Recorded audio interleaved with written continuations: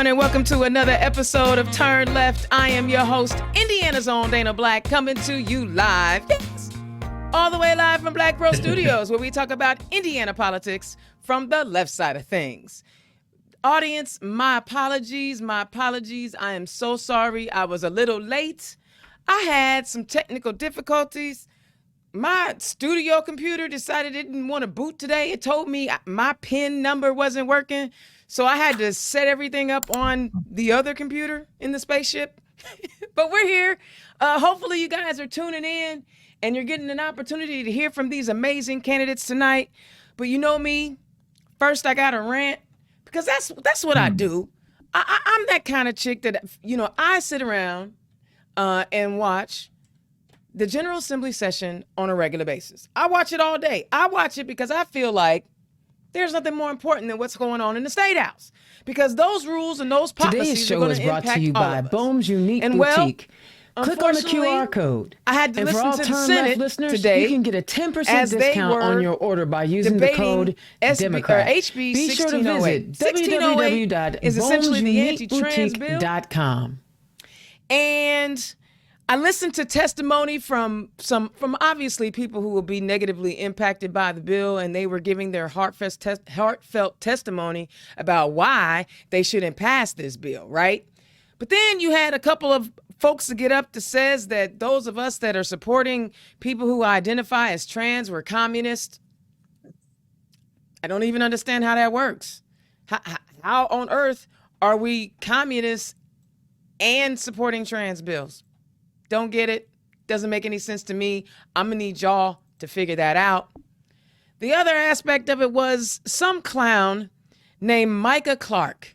Y'all may have heard of him before, right? He's from one of them right-wing family what the heck evers. I don't know. He's one of those. He got up and said that the Bible and science tells us that there are only men and that there are only women. It's only binary. Someone probably needs to learn about human sexuality in school. Someone should have taken a biology class, an advanced biology class at some point.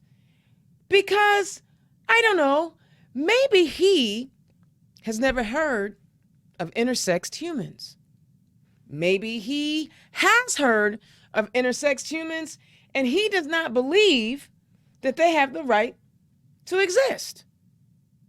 Well, what is an intersexed human? Okay, well, so what is intersex? Intersex is an umbrella term used to categorize various reproductive and sexual anatomy differences that don't fit the usual male or female definition. In short, intersex individuals may have chromosomes, genitals, or internal reproductive organs that don't fit into typical male or female category, or may possess characteristics of both male and female.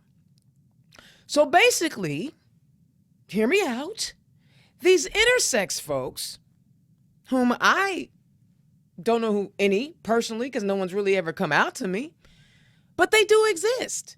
But they don't fit into his binary definition of men and women. But this is his testimony. So his testimony was a bald-faced lie. And on top of that, I'm wondering if he doesn't either know about intersex folks or don't believe they actually exist, does he believe then that they deserve protections? Something to think about. Do intersex people deserve protections? Or should they be discriminated against and not offered any real opportunities to succeed in life? Because let's think about what happens here. See, you guys think that, oh my God, there's some people out there that think, oh my God, people just woke up one day and think they want to be a man when they're really a woman, or they're a woman when they're really a man. Well, let's go back to this intersex conversation I'm talking about. Sometimes people are born intersex and the doctor and the parent in the birthing room, when the child is minutes, hours old, say, hey, We have something that's not normal or not usual, because I'm not going to say they're not normal. They're normal. If they weren't supposed to be normal, they wouldn't be here. We're going to say something is a little unusual. And we have some things you have to decide. What do you want to do?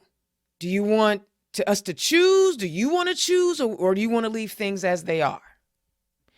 And if you choose, based on the physical characteristics of the child that came out of the womb, you have a 50-50 chance of getting it right.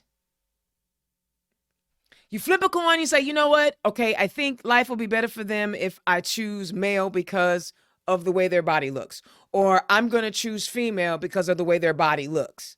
But the chromosomes and all the stuff on the inside may be something different.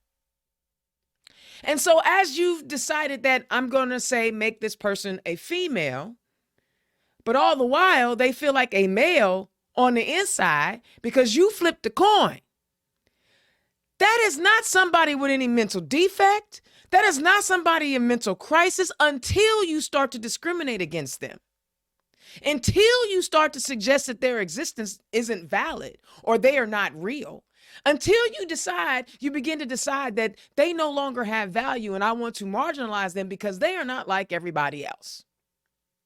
Or if you decide to let the child figure it out on their own, like we're not going to do any gender, we're just going to let the child just kind of grow up and blossom. Some outside person is going to say, well, they look like a boy, so they should be a boy, but they feel like a girl on the inside. There's so much to science, right? And I am by no stretch of the imagination a scientist. I am just one who understands that things are not black or white. I believe in the bell curve. I believe that the extremes are on the end and there are less of them than there are those in the middle. There are more people varied on the bell curve than extreme one way or extreme another way. But this is why this is so harmful, because you are saying we're not even going to talk to anybody about human sexuality to kids who may already be confused. So you know what they're going to do? They're going to browse the internet. And they're going to let Facebook and Twitch and Instagram and Twitter and YouTube explain to them versus a highly educated, well-trained, and certified educator in their schools. Because, they don't believe that there's a variation in how humans exist on the planet. And anytime we try to legislate humanity like that, we're going to create a problem. We're going to stigmatize people and we're going to traumatize people. Y'all, this is a problem. And Shelley Yoder, hats out to Senator Shelley Yoder and Senator J.D. Ford and Senator Fatty Cadora and Senator Andrea Hunley. Senator J.D. and Senator Shelley allow me to text them during the day while they're having these debates. And I asked them, would you please, somebody ask Micah Clark, has he ever heard of intersexed humans? And if he has, does he believe they deserve protections? Unfortunately, after he gave his lie-filled testimony, he left. He wanted to drop his nuggets of hate, and then he left. Same with the lady who was saying all of us are communists. Those of us who believe in protecting rights are communists. Now, mind you, the same chick who was standing up saying that we shouldn't teach human sexuality in school, which obviously I just kind of gave a quick lesson on maybe why we should. The same person was also saying we should ban books. She wanted to ban The Hate We Give. Same chick, the same person. The Hate We Give is a book that helps young people deal with what happens when young Black people are killed while they're unarmed by law enforcement. How do we handle that? How do we keep these kids from going into rage? That's what that book is about, but she wants that one banned. And I'm sorry, banning books never works.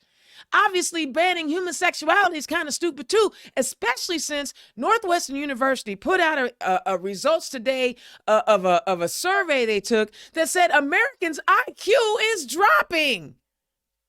I'm going to need y'all to let that sit for just a minute. Americans' IQs are dropping. Now, they did put a caveat in the report saying, hey, we're not saying that people's intelligence levels may have dropped, but how they take tests may have changed. Yeah, whatever. I'm going to suggest defunding public education probably has a whole lot to do with the fact that our IQs are dropping.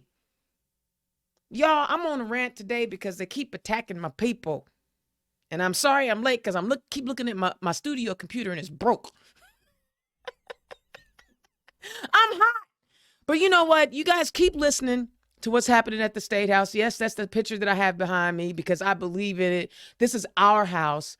Keep holding these people accountable because they don't know what they are doing. They are really going to harm people. I cannot tell you how many people got up and said, what you are doing is going to cause people to want to commit suicide. Think about that.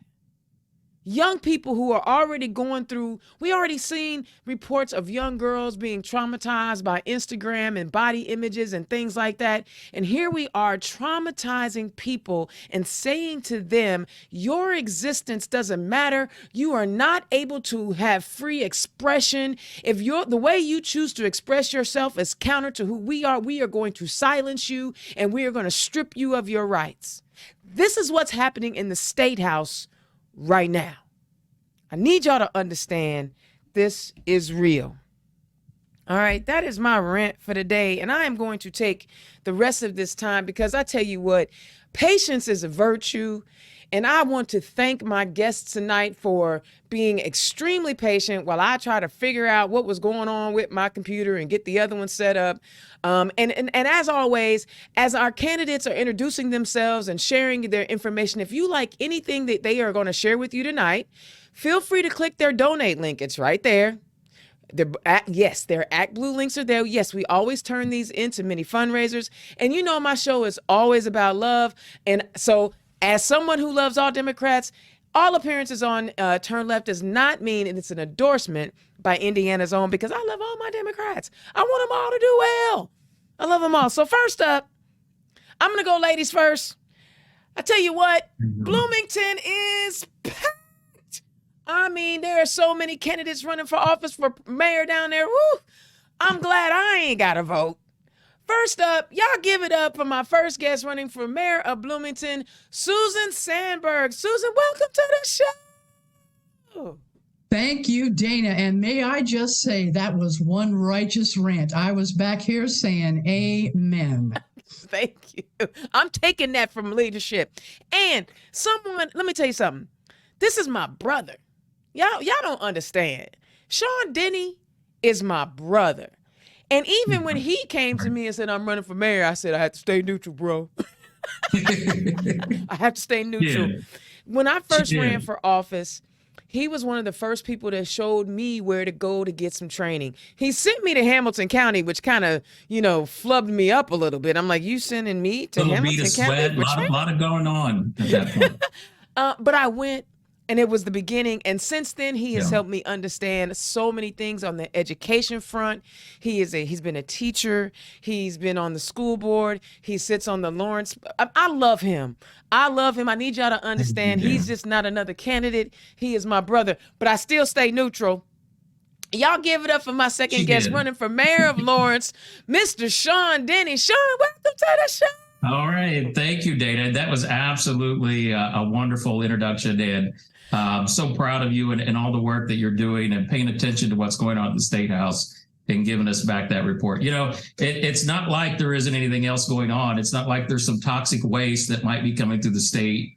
Not might, is. There's not like we're trying to figure out how to fund our public education and make sure that there's fairness and equality within the education system. It's not like we have potholes in the street that we need to fix and talk about. No, we have to find an issue that's really nobody's business but your own and try to bring it to the State House. So all to you, Dana, and the legislators that you gave a shout out to and the work that they're doing. Absolutely. Dana, I'm a fan of Jinx Monsoon, who I watch RuPaul every Friday night. I absolutely love her. And Jinx Monsoon was one of her all-stars. and doing a phenomenal job of being a spokesperson for the non-binary issue that you so eloquently ranted about. And thank you for that. You know, we always need the allies, right? I mean, we don't win any fight in America, no matter if you're black, you need white allies. If you're Latino, you need allies. Women, we need men allies. A lot of the things that we're fighting for, we got to have our allies. If we don't have folks that are fighting for us, because there's more of the majority than there are of us. But, you know, I'm really passionate about, you know, bullies. I don't like bullies. I mean, one of the things at the State House, and we're going to get to you guys in a minute, but I just kind of want to touch on this. One of the things at the State House that got my goat was listening to Senator Jeff Ratz bully witnesses, right? The idea that you would bully witnesses who take time out of their day to come and talk to the people and give testimony. Some people are taking off work. You know, why would you bully constituents? Does that make any sense? You're supposed to be a servant. Like that's you know, my biggest takeaway like is watching our Democrats fight for us futilely, right? Because we know we don't have enough votes to do a lot of the stuff that we, you know, want to do. But listening to these guys, you know, beat up on witnesses, talk crazy, and I've said it like every show this year. Somebody please go give Senator Liz Brown a hug. Make her some cookies. Give her something sweet so we can sweeten up that disposition, because she is mean. I don't mean no harm, and I ain't picking on women. I'm just saying she mean. But yes, thank you guys for acknowledging that. All right, let's get down to it. Susan, tell the people who you are and where you come from. I am an at-large city council person here in Bloomington. I have been in this job for the past 16. Actually, this is the start of my 17th year. So I have been a dedicated public servant here in Bloomington. I have absolutely enjoyed my tenure on the city council. And here in Bloomington, when it was time to think about what I was going to do in this upcoming municipal, on the city council, I have been urged by many people who have appreciated my service and the positions that I take and leadership skills that I show, encourage me to throw my hat in the ring and run for mayor of Bloomington. And excellent. I feel that after these many years being an at-large citywide representative, I have the skills, I have the temperament, and I certainly have the knowledge about where things are at City Hall and how things work to become Bloomington's next mayor. So I am throwing my hat in this ring and very gladly running for office this municipal election. So how long have you been in Bloomington? I have been here since, well, I came to school here at IU, as many of us did, back in the early 70s, and stayed here for a while. Adopted Bloomington as my second home, actually. Met a love interest and followed that love interest to Chicago. So I was in Chicago for about a decade in the 80s. But after I married and had a child and got divorced, I decided to come back to Bloomington. I did not want to be a single mom in Chicago. I wanted to come back to be closer to family. So here I am back in Bloomington. We came back here, I believe, in 1992 and have been here ever since. So what was it in your early years that made you want to be civically engaged and run for office? Well, to be honest, I'm a late bloomer when it comes to political involvement. Me too. When I first came to school here at Indiana University, I was in music and theater. That was my focus, and that's where the first part of my career led me. Before, again, coming back to Bloomington this second round, I majored in psychology and got into social service work. I was working in the Child Protective Services system for a number of years. I had the privilege of working in Judge Talaferro's courtroom and her family court when I was doing that kind of work, investigating and doing ongoing case management. And then I was basically recruited. People saw me in the community. They saw my advocacy for protection of children and support of families who are vulnerable and on the edge. And people thought I might make a good city council person. So I was recruited by then Frank McCloskey. He had a few days to get me on the ballot.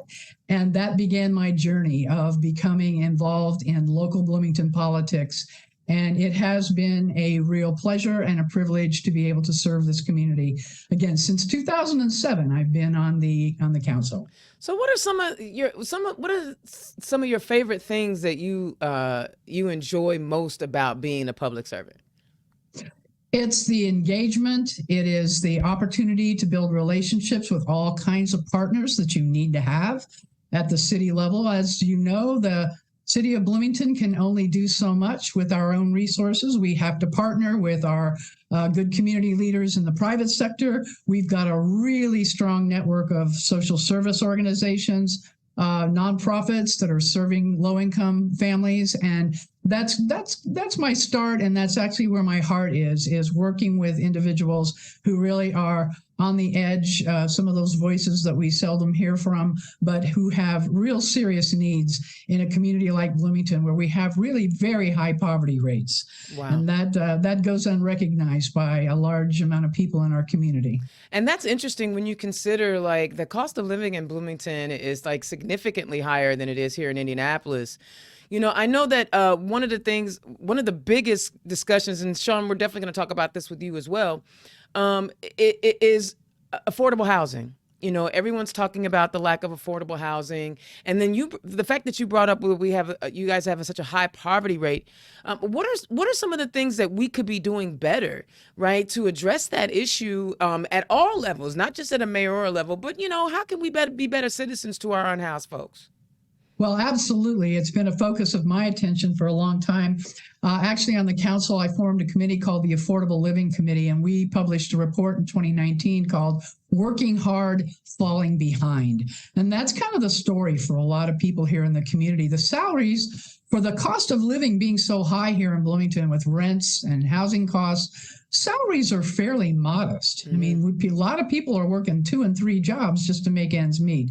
And so if we don't have enough of the housing stock in affordable ranges for those individuals, they're going to be in a really difficult forced choice situation. So we have got to partner with everybody we possibly can who understands how to build affordable housing, who knows how to leverage those federal tax benefits, who we can subsidize to the best of our ability, and then partner with the private sector, the people in the real estate and the building trades who can help us out with that. Because I think a lot of what we're building right now in Bloomington is not the right kind of housing for the kinds of individuals that I certainly know about, right, who are struggling on the bottom ends of the socioeconomic ladder down here.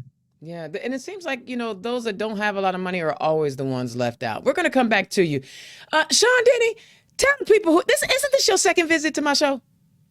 Yeah, but the first one was really a long time ago. Okay, so tell the people who you are and where you come from. Sure. So I'm, like you said, I'm running for mayor of the city of Lawrence, which is a community for those out in the rest of Indiana. It's a small town, about 3/4 the size of Bloomington, in northeast Marion County. So we're just south of Fishers and right next to McCordsville. Been on the council now for 1 term.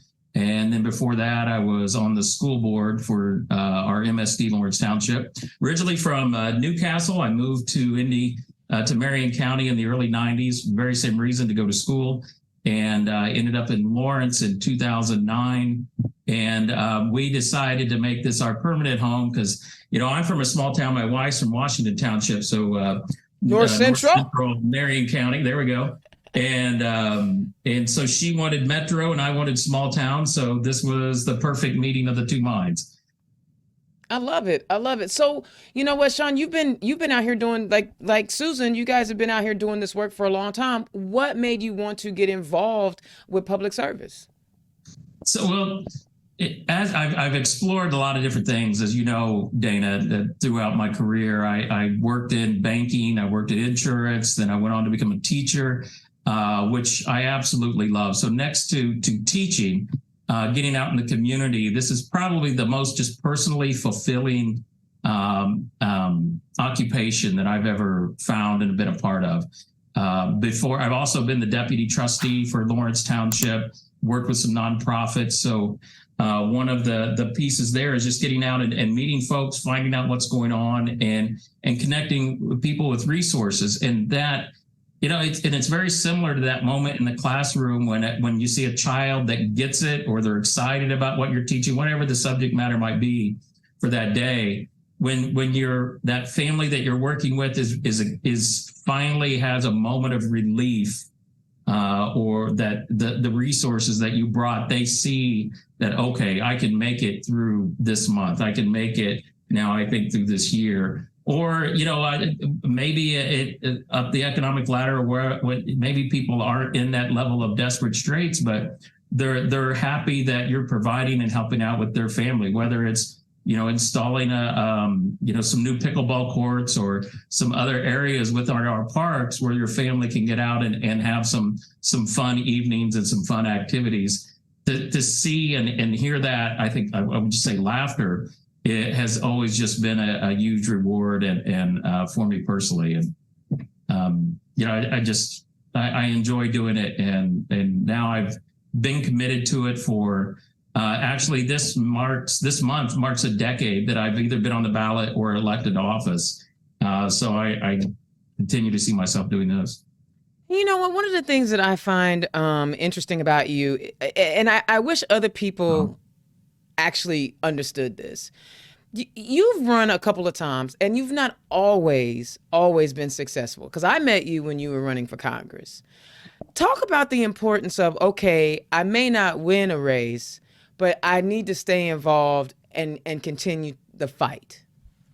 So, yeah, my very first, I've been on the ballot. So I ran 3 other times in Lawrence, and lost one time to Susan Brooks, Congresswoman Brooks. And at that time, it was Indiana's 5th congressional district, which was described as the most Republican district in the country, not in the state of Indiana, but in the country, the most gerrymandered district in the country. So it started out that there was nobody on the Democrat primary side. There was nobody on the Republican primary side talking about teachers. Mm-hmm. So I threw my name in the hat, and I thought, well, I'll go and talk about education. And we won the primary. Our team won the primary. So I was like, well, I guess we just continue this on forward. And that's what we did. It talked about education, talked about the importance of trying to fund technical school. Maybe we can use 21st century scholarships and a combination of Pell Grants to fund Ivy Tech. And just all these different other ideas. One of the ideas I put out at the time was, at that time we had I-STEP testing, another standardized testing. Well, maybe we can use the SAT or the PSAT, which is an actual test that has some meaning for parents and for students, and use that instead of these other tests. And you get the test scores back in 30 days. So it has some relevance to that year for the school district and the educator. And here we are 10 years later, and we use the PSAT and the SAT,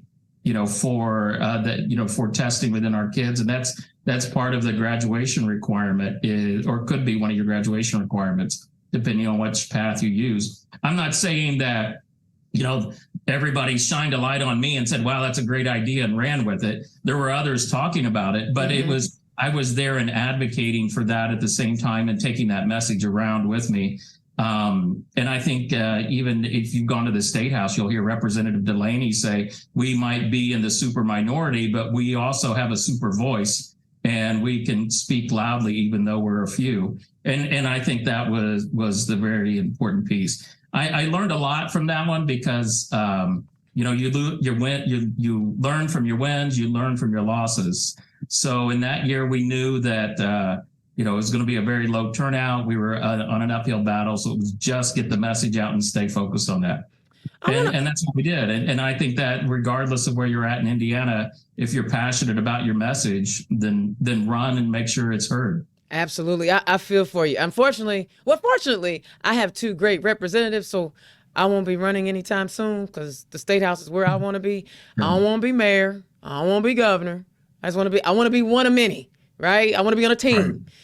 Right. But there's a lot of bills. You ran in District 88. Huh? Well, I'm not in 88 anymore. I know, but back then, that's what I'm talking about. Yeah, back then, well, you ran in 88. Yeah, because BB was causing me problems. He was passing that RIFRA nonsense, and so I had to at least try.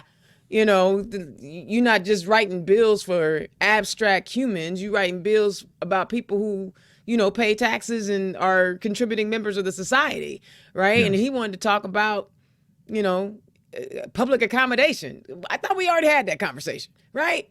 But y'all, let's stay on education right now, because the State House is really doing a lot to take away local school board control of education, curriculum.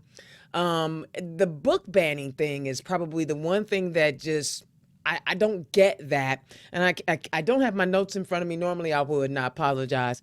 But there's a couple of bills out there banning books, wanting to add more books to a book ban list. And there's also bills out there, the same bill wants to criminalize both librarians and teachers who distribute what they call harmful material to children. Now, there's no clear definition in the bill what harmful material is. That's what they're calling it. But they also passed a bill that says that we can give teachers gun training. We can fund gun training, because obviously a book is more harmful than a gun, right? No. Well, I can certainly speak to this. Both of my parents were teachers, and my sister's a teacher in Johnson County. And so I'm kind of the black sheep in the family that I did not follow the education path that the rest of my family did. But my house is filled with books. I'm normally in a studio where you'll see bookcases behind me. The idea that we ban ideas and we ban critical thinking and we ban people's ability to inform themselves and educate themselves is absolutely frightening to me, given how I was raised in a family and in a culture that knowledge is power, ideas are power. And when you start limiting what people can research and read and think about, that is absolutely a form of mind control that is the opposite of a democracy. It's unthinkable to me that this is what's happening, and I don't know what we do about it. Again, my representative in the Senate is Shelley Yoder, who is phenomenal. Matt Pierce represents me in the House, and our representatives get it, and they do their best to fight against this tide, but they're in the minority. Mm-hmm. Mm-hmm. So how do we? It gets to be tough when when you're talking about banning books, what's the stories that they ban? Because it could come back to their stories that they support. For example, I believe David in the Bible had 6 wives. I don't believe that book would make it into the library under this law, if it was in a different context. But you know what? That is a great analogy. I like that. You tell a story of a man with 6 wives and it ain't in the Bible. Mercy. Or the drunk. I mean, come on. Noah was a drunk. Everybody know that. He liked his whiskey. But anyway. I'm not a biblical expert, but I know enough that there's some parts of it there that I think go beyond some of the books that they're talking about. Well, and then the book Fahrenheit 451 is all about a dystopian society that burns books. And I mean, this is dystopian fiction that I feel like we're living in the state of Indiana these days. And it's just, it's unthinkable to those of us who were raised in a family that absolutely, there's no book that we can't read, and we don't have the critical thinking ability to think it through. Do I agree with that book or do I not? That's my prerogative. Yeah, yeah. And see, you guys both have sat on council for a while, and you get to hear from your constituents, particularly teachers, and we're seeing that we have vacancies all over the state. You two are very lucky in that you live in communities where there's pride in your education. Lawrence schools, I know, are doing great. Bloomington schools are doing wonderful. But talk about what you could do at a local level, right, to attract and retain teachers here in Indiana, even if it's just in your cities, because Indiana as a whole, we're losing teachers. What are you guys going to do as mayors, right, to try to attract quality teachers to your communities and get them to stay here in Indiana? Shawn, you can go first. Oh, okay. I wasn't sure who that was. So, yeah, you're right, Dana. One of the things I'm really proud about with Lawrence, when I was on the school board, the school district had just started a program, and I helped to continue with its implementation of working to bring equity within our graduation rates. And so, and within our career readiness. So now Lawrence Township School District, which is actually bigger than the city of Lawrence, so it goes into Indianapolis some.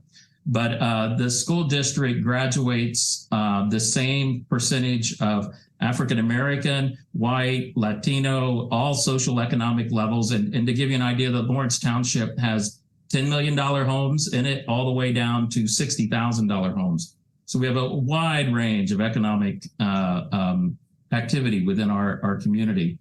As far as I know, we're pretty much the only school district that I'm aware of that has the exact same percentages across all categories and subgroups. And that was a conscious effort. That was a conscious thing that was proposed and supported. You know, it didn't take just the school board. The school board provided support. It was the teachers in the classroom. It was the superintendent. It was the principals. Everybody came together to work on this. And now we graduate the highest total number of African American males that are career and college ready. Wow. With Marion County schools.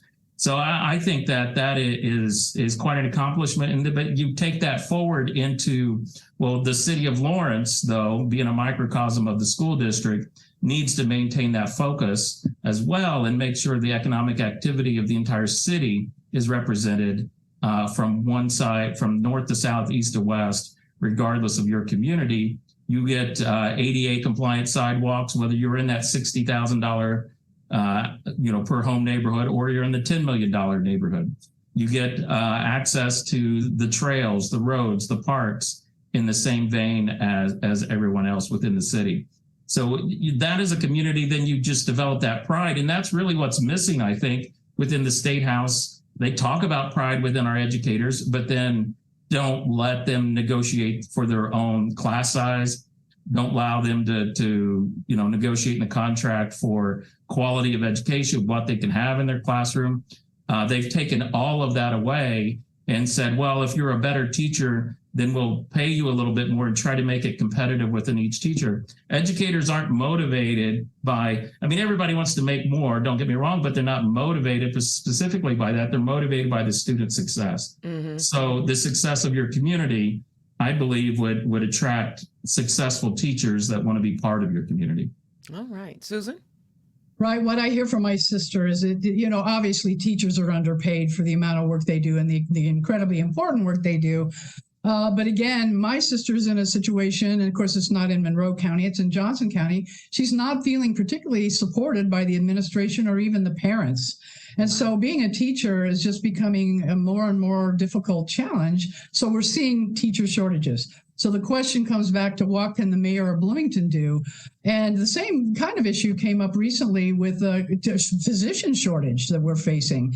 And bottom line, we need to make sure that our communities are welcoming, that they are affordable, that there is a good quality of life here so that we assist the school system. MCCSC was headed up by Superintendent Hauswald. I'm sure he would appreciate a city government that makes sure that we really do have good public services, that we're doing everything we possibly can to try to increase the housing shortage issue that faces all of us throughout the state. It's not just a Bloomington problem, it's everywhere. And make sure that at least we have an environment that is amenable to their being able to recruit and make sure they have adequate numbers of really good teachers. It's critically important. It really makes me sad that the educational system really has taken some hits. It is sad, and the top-down heavy-handedness is what really makes it bad. Indiana's own Dana Black, turn left. We are talking to Susan Sandberg, who is the mayoral candidate in the primary for Bloomington, and my little brother, Shawn Denney, who is also running for mayor in the city of Lawrence, even though he's way taller than me. And if you guys like what they're talking about, be sure to click on their donate links. They can always use a little help. $5 goes a long way to help them get what they need to represent you in your community if you believe in what they're talking about. All right, let's dive into the individual cities that they live in and talk about the issues that are really significant to why they are running. Susan, I'm gonna start with you. What are the three main issues that you, and go into as much detail as you would like. We will make sure that we give some room on that. What are the three main issues that you are seeing that you want to tackle right away when you become mayor of Bloomington? Absolutely. And having 16 years on the Bloomington City Council, I am really familiar with the nuts and the bolts and what we're doing well and where we're having some shortcomings. So as far as my campaign is going, public safety is up there at the forefront. We are having, speaking of shortages, we're having issues, probably the rest of the state is as well, with the departure of our public safety officers, both in our firefighting units and also in our police department.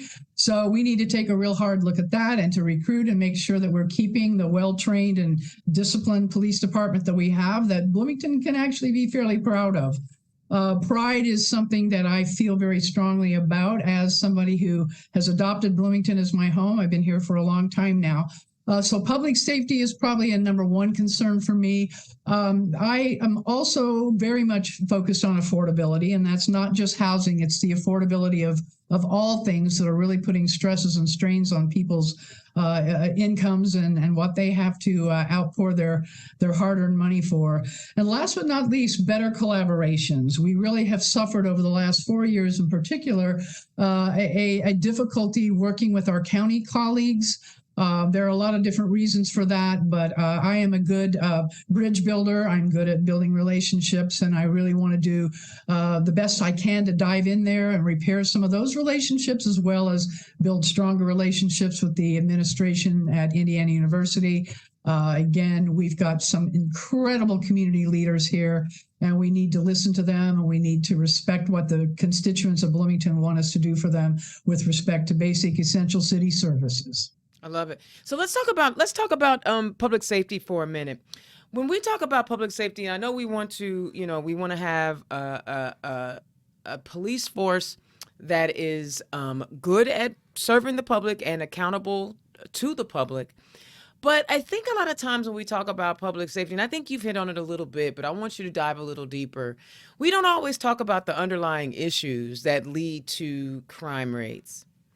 Absolutely. Talk about some of the ideas that you have, because if you're used to talking to our underprivileged folks, Absolutely. How would you address some of the underlying issues that lead to the crime rates that we're seeing?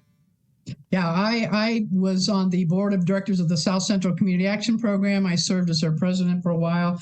So I'm very, very familiar with individuals who actually have reasons, and in many cases, they have good reasons to be fearful of our public safety officers, of our police departments. And of course, the city of Bloomington has been very fortunate. We have an excellent chief and Chief Dekoff.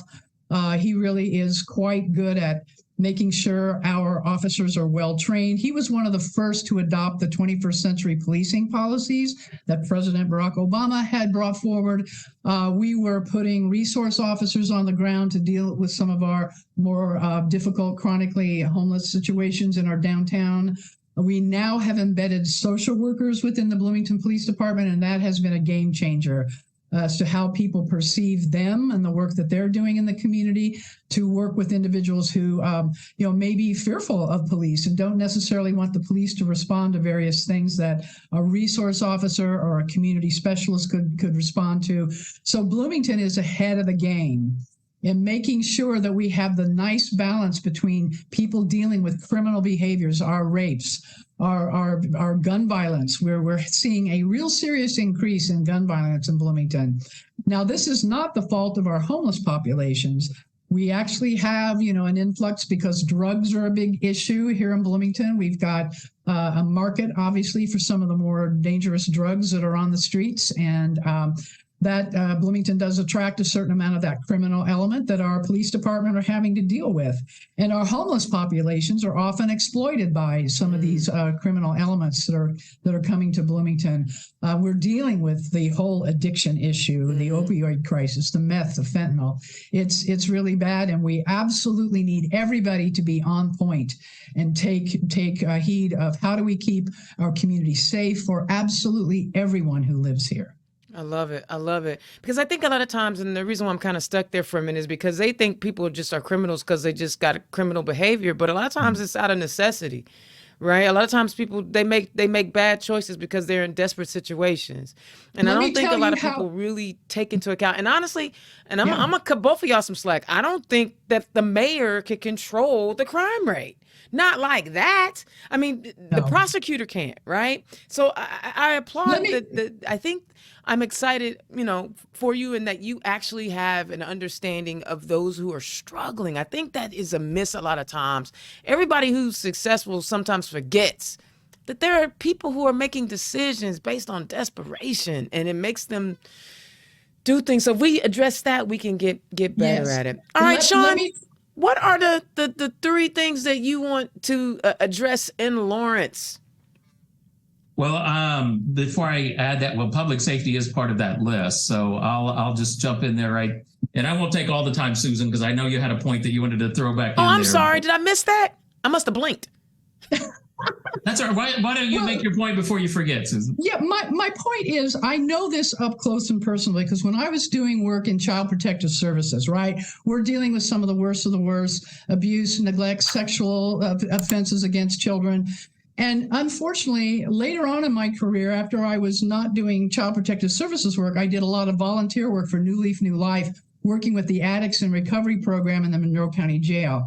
And unfortunately, what I saw coming back into the jail were some of the kids that I had as youths in my group homes in Bedford, who, because of the dysfunctions in their family and the poverty in their family and the domestic violence they were dealing with, they were in the criminal system.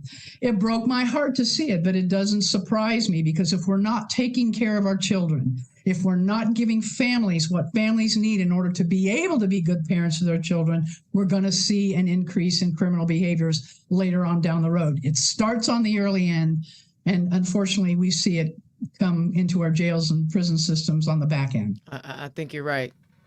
All right, Shawn. Come on, little bro. All right. Now, just to jump, that's a tough act to follow, but you're exactly right. I think iron sharpens iron, baby. What's that? Iron sharpens iron, baby. There we go. So our community Lawrence is a little bit different. This used to be the home of Fort Benjamin Harrison. There's still some DFAS units and so there's commissary and things here in Lawrence. But for up until the base closed in the mid 90s, the fort was the majority of the city. So our police force was more, I think the MPs outnumbered our police force, at the time. And so our force has really grown since about the late 90s. So relative to some other communities, yes, there's always been police within Lawrence, but it's not been the sizable force that we want it to be. And right now we have about, I think we're authorized for 65 officers, but because of how hard it is to hire, we're at about 58. We really need to be closer to 80, to be honest, to really cover everything, even within that includes the detectives and all of those other pieces that go into public safety. But to your point, Dana, collaboration is a huge piece of our public safety. Mm-hmm. We don't have within Lawrence the homeless shelters and the domestic violence and those other shelters. They're part of downtown Indianapolis, and so we need to collaborate then with Indianapolis in order to access those resources and to collaborate then with the rest of the city. Around that same time, I think it was in the mid 80s, but it really expanded in the 90s. The Lawrence PD started a large chaplaincy within the police department, which has kind of evolved into some of the outreach, the negotiation, and the mental health checks, even for the officers, but also for the community when those issues arise, when you need to go and talk with somebody. You're not, I'm in control because I'm wearing the uniform. No, let's talk it through and work that on. And what has happened in Marion County, the Marion County Jail, and I'm sure this is the same, countrywide or throughout all of Indiana and other places, they are the largest mental health provider in Marion County, mm-hmm. is our county jail. Yeah. And so recognizing what's there and getting resources in that direction before someone ends up in a place where they're making decisions that have caused them to harm themselves or others, and the police are involved, I think goes a long way towards public, helping out with public safety. We're fortunate that I believe the crime rate in Lawrence is lower than what it is in the rest of Marion County. So we do have some good responsiveness there, and we've made some great strides because of some of the community policing that our officers have undertaken, and they've really just done a fantastic job with that. The fire department has been, in some ways part of that too. I mean, just doing the outreach, the responsiveness. We have our own EMS, and what they have done with the fire chief runs I'm going to mess up the name of it, but it's if you need a mattress, give him a call and he'll bring a bed to your house. A mattress so you can have some place for you and your children to sleep. They also do the firefighters Family Assistance Fund, where every Christmas they collect toys, almost like a Toys for Tots type program, and to distribute toys out to the family. So it's maintaining that we're a small enough community where the folks, the government officials, the officers, the fire folks, and the firemen that can get out there, and firemen and women that can fire people. Fire folks, and connect with everyone. And then really, along with that, though, Data, our city is almost that little that diamond undiscovered gem, if you will, because we really didn't start developing until the end of the 90s because of the fort, going through that closure, opening up the parks and bringing things back in. Then 2005, 2008 hit with the economic slowdown. So our city started developing and really building itself back up in the mid 20-teens. And at that time, Fishers came along, McCordsville came along, and these other communities are growing up really fast. So we need to change our image in Lawrence. Right now, folks think, we'll just drive through it, drive down Pendleton Pike or State Road 37, just right on out of town. Well, no, this is a place where you can stop. There's things to do on the fort. The Heartland Film Festival is here now. We have the Arts for Lawrence. We have a lot of great cultural activities coming to our city. And so we need to accentuate that and build on those pieces. That is, I think, what was it in the news? Indiana's one of the least fun. In that report, I didn't read the article, but I saw the headline that we might not be the funnest state to come visit or to hang out in. Well, we need to turn that around in Lawrence and make this a really fun community. Because they didn't meet me. I think that's what it was. They didn't watch you or hear the show. They didn't meet Indiana's own. They'd have a blast if they hang out with Indiana's own. I'll send you that article. I think I just read that headline today, and I gave notice of that headline. But anyway, the point is there's stuff to do in Lawrence, and we just need to build that up and let people know about it. We're right on the 465, Interstate 70, Pendleton Pike. I mean, we're right along all of these major thoroughfares. So we're great for business. We're great for residents who have to travel to work to live here. And actually, even going to your housing question, Data, earlier, that is another piece that we need to address. 70% of an economic activity is based around your residence, where you live, because even though you might drive somewhere to work, well, you do drive somewhere to work. So you do some of your spending there, but when you come back, you've got to buy your water heater. If it goes down, you have to do some furnace, you do your home repairs, your grocery shopping, all of that activity somewhat occurs around your home. So making sure folks are able to stay and work within their homes. That was something I was passionate about before I ran, as I was also the coordinator for the Indy Rent program, which statewide, that was kind of the COVID program that came under the CARES Act, and helped over 500 families stay in their homes that were impacted by the COVID shutdowns that were facing eviction. And a lot of times we walked in with checks and handed it to the landlord minutes before they were walking into the eviction court. So, making sure that people are able to stay in their home, because that's also what helps our graduation rate, is being able to stay in your home, and then your kids can continue to go to your school district. The rent rates here, we're in an interesting spot where the rent rates went up, and so did the occupancy rates within Lawrence. So we got a little bit of work to do to find some affordable housing options for a lot of our residents. I love it. You guys have given great, thorough answers on some of the issues that you want to tackle in your cities. But both of you are very unique in that you sat on the legislative body of municipal politics, which is the fiduciary, the people that's responsible for the money and where it goes. And you're both are transitioning to the executive level. Tell us how, having served on the council is going to be a benefit to you as you transition into the executive level, and then maybe some things you might need to work on. because of, your views of being on the legislative body. Susan, you can start first. Sure. Well, I think it's going to give me some great insight, having been on the other side of the branch of government, the legislative branch, the one responsible for approving the budgets. But actually, mayors, it's a strong mayor system right here in Indiana. And actually, mayors have quite a bit to do when it comes to working with the department heads, coming up with the budget plans, coming up with the priorities that then the city council has to vet and question and approve. So I think my 16 years of being through 16 budget cycles will give me a really good perspective on moving up from being an ensemble player. When you're one of 9 on the Bloomington City Council, it's a different dynamic than it's going to be when you are in the top job and you're the one responsible for the facilitation, the choosing of the next batch of the leadership and what the vision is going to be going forward. So it will be an adjustment. There's no two ways about it. But I've been in leadership positions before to where I'm very confident that I can do it. I can make that shift. And again, I will still remain an ensemble leader, not a top-down leader, but someone that absolutely knows how to collaborate. I know where I don't have the expertise and where I'm going to need to bring somebody in who does have that expertise. So I'm old enough and experienced enough to know what I have to do to acclimate myself to the top job. Honey, that's what they say. Experience is a good teacher. Anyway, Shawn, I know I can't sing. It don't matter. No, go ahead. That is all right.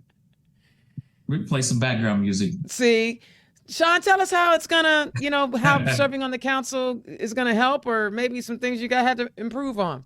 No, you're right on point, Dana. So I actually chair the finance committee and have since I've been on the council. And so this is an area where I have a really deep understanding of the budget and what each of our departments are kind of focused on and going through.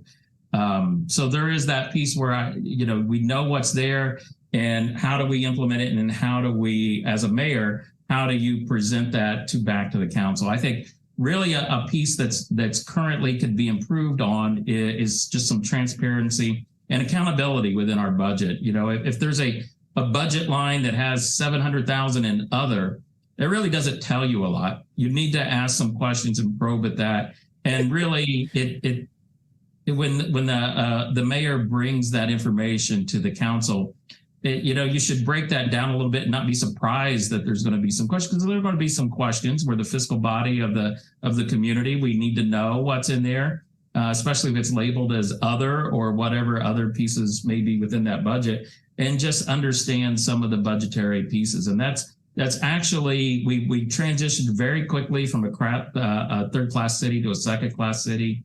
And so now we're kind of in that growing pains where we're more professionalizing the way our budget is presented and the way the transparency piece works. So I'm hoping to bring that, the experience of what I would like to have seen as the finance chair to the mayor's office, and then bring that to what we will see out of Mayor Denney's administration when we present the budget back in 2024. I think that's pretty cool, because I remember the budget from last year and the fiasco that was. So I'm hopefully you'll have a controller that'll be willing to answer questions this next time. One more question, guys, because even though I started late, we're still coming close to the end, and this has been a really good conversation, because one of the things I'm feeling, I feel things, but you two are two of the most down to earth people that I've had on the show at the same time. There's just something genuine. Not saying that my other guests weren't genuine, but there's just a feeling that I get in chatting with you two that I think, I hope other people are feeling it as well. But explain to us what your leadership style is like. Again, go into detail on how you will lead and how you will be someone that your constituents can rely on. Shawn, I'm going to start with you on that one. Sure. So for me, I like to build teams, and I like to build collaboration, and then build supportive teams where we have shared success. So, I'm not looking to say, okay, well, this department head, you need to do X, Y, Z and do it this way, especially if I have a department head that's worked 20, 25 years within that area. We need to get the community feedback, of course, but also then let those that are closest to the project lead some of the project and then bring back some solutions and collaborate with those solutions. So a little bit now where I have to struggle as a teacher, sometimes I'll throw out a rubric and want a grade. But, I have to remember that, that department head as, an adult may not be interested in the rubric. But have a conversation with them and then just share that success and build up the team that we have. Well, Dana, I appreciated that comment that you made about being down to earth, because I do feel that about myself. I am, come from an average family of average income, and to have this opportunity is certainly a great privilege. But Shawn, I was going to say to you, I think it may be an advantage for your next council, because there is a council election going on too, to have a mayor that understands what it's like to be on the council. And I think my leadership is certainly one where I want to assemble a great team. And when you respect your team and you hire them because of their expertise, you want to listen to them. You want them to guide you and give you the information you need to be a good mayor, to be a good executive. I don't ever want to be the kind of mayor that people are afraid to tell me the truth. You need to tell me what's going on in your department. Don't kind of just, tell me what I want to hear. Tell me what's going on. What do we need to fix? And I think that's been a little bit of an issue. We definitely need to have that mayor that's an open ear, that is willing to take in the feedback from the people whose boots are on the ground. I do ride-alongs with our Bloomington Police Department. I listen to them. I hear them. I understand what they're up against. I make it a point to go to the fleet garage and see what they're up against. They're the ones that keep the rolling stock going. And so I will be a very hands-on mayor in that regard, in regarding my personnel and respecting them, making sure they're paid adequately. But I also need to have great faith in my department heads that they will be honest with me and let us know where we're falling short of the mark and where we need to step it up. I love it. I love it. You guys, I really appreciate this conversation tonight, because I really feel like both of you are really genuine people, and I feel the connection. All right, Susan, tell the people where they can find you. I have a website, www.susan-sandberg, and that's with an ERG.com. I would welcome people to come and visit that. We're adding new things on there all the time. We're into forums and debates, and it's getting busy. Love to have all the support I can get. Thank you for having us, Dana. And do you have any events coming up that we should be aware of? Oh, we have all kinds of events coming up in terms of the forums and the debates. And I think this is critically important when we have a contested primary, that everybody have a chance to hear us head to head. We've got some forums coming up from the Heading Home group. We've got forums coming up from disabilities and inclusion. All kinds. League of Women Voters are having forums. The WTIU, FIU will be having forums. So there are all kinds of opportunities for Bloomington voters to get a chance to see us all head to head and see who they want to vote for to be Bloomington's next mayor. Looking forward to all of it. Well, Bloomington, you are a blessed city. You have amazingly talented people running for office. You have 2 women and a Black man looking to lead your city. You are doing the work and making sure that the world is a better place. I congratulate you guys for turning out such amazing candidates. Shawn, tell the people where they can find you. Sure. So online, it's mayorshawnDenney.com. And like you were saying, my last name's spelled with an EY. You could probably see it in the background there. Or you can also go DenneyForLawrence.com. It'll take you to the same place. We're on Facebook, Instagram. As far as I know, Twitter's still running, so we're on Twitter as well. Check us out on all of those different places. I love it. And do you have any events coming up?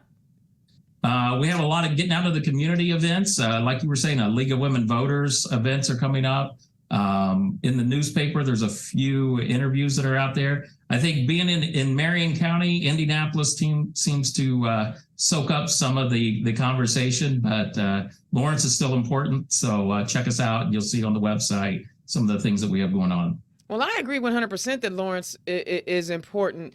You know, when I go to other counties, the towns are usually pretty separate.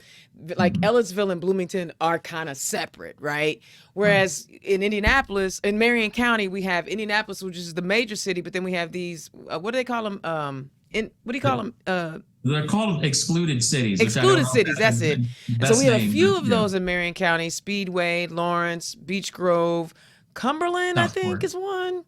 So and it's kind of unique in that you have to share resources with Indianapolis. But I congratulate again, Lawrence. You turning out talent. You got some great people on the ballot. Shawn, Denney, I know, and I gotta give Amber a shout out because my little sis, she's holding it down. Amber Denney is the dopest woman on the planet. If y'all have not met, and I'm gonna tell you why I love Amber Denney so much. She was the first person to ever interview me when I was running for office. Like she sought me out. Not that I went look for her. She was like, hey, me and Keith Potts, Councilman Keith Potts. She interviewed us for her piece in Nouveau, and she's been my homie, sister, friend ever since. And to be in love with both sides of the couple is amazing, and I appreciate y'all for loving on me and checking on me and fussing at me too. We absolutely do, Dana. You're guys. amazing. You fixed Thank our y'all so much refrigerator. for tuning in. Listen, I didn't do my normal show rotation because I wanted to get in, and I apologize for again the delay. As always, candidates, you need digital content. You need someone to help you put a 30-second commercial together. Now, I used to say, and I still say it, I don't have drones, so I won't be doing drone shots, but I do have a gimbal.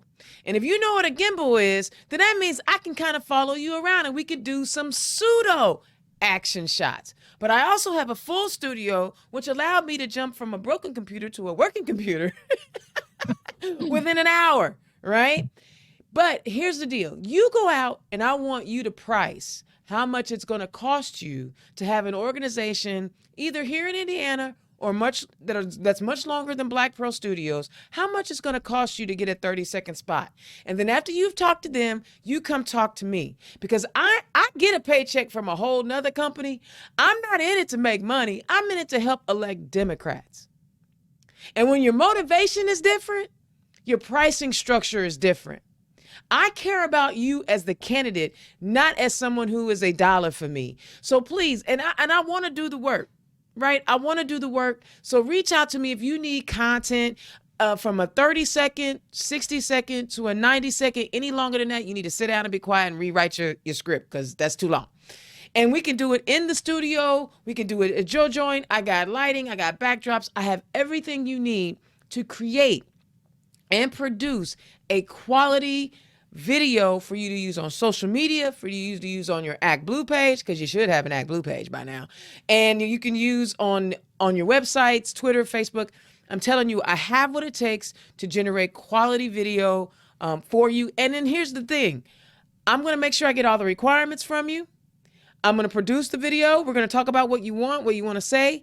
And then if you're not like it, I'll keep working at it until you do like it. Because I want you to be happy. My name ain't on it. Your name's on it. So reach out to me. And as always, y'all reach out to Bohm's Unique Boutique. They weren't a sponsor tonight because they were supposed to be because last week messed up and we're going to do it again. Bohm's Unique Boutique. Look them up. I want to make sure that I get them hyped up. And if you want to be a sponsor of Turn Left and you want your events sponsored to be a sponsor on my show, click or scan the QR code right there. It has all of my contact information. You can find, I told you all the time, I'm easy to find. And let's talk about how we can enhance and amplify whatever it is that you're doing and how we can share your message all around the state. Because, you know, I'm Indiana's own. I'm not Marion County's own. I'm not Indianapolis's own. I'm Indiana's own. 92 counties, 9 congressional districts. I love all of y'all. So let's amplify those voices because there's a lot of people out here that I know that are doing the same work that I'm doing. And let's figure out how we can amplify what it is that you're talking about. And to all the candidates, reach out to me. Black Pearl Studios is where you can get your product produced. Y'all are amazing. I wish y'all the best of luck. Susan Sandberg is running for mayor of Bloomington. And my little brother, Shawn Denney, who is running for the city of Lawrence, mayor of city of Lawrence. I wish y'all the best of luck. You guys have tough primaries. I love that I get to stay neutral. I don't have to voice my public opinion, but I think you guys are amazing. You did a good job. And if y'all have any questions or anything, feel free to hit me up. And I have 2 more guests, 2 more mayoral candidates coming on next week. Yes. Yes. It's all about the leaders. This is all about the municipal races this year. Yes, I'm obsessed with the State House. Yes, I am. But it's all about municipal races. All politics are local. And I want the State House to let y'all control your municipalities. I don't want them to continue to write policies that said that the state is going to take over whether or not people can give unlicensed conversion therapy. Yeah, there's a bill in the State House for that one, too. All right, y'all. I will holler at y'all next week. Peace. Turn Left is the property of Black Pearl IT Solutions. Executive producer, Indiana's own Dana Black. Music by www.bensound.com.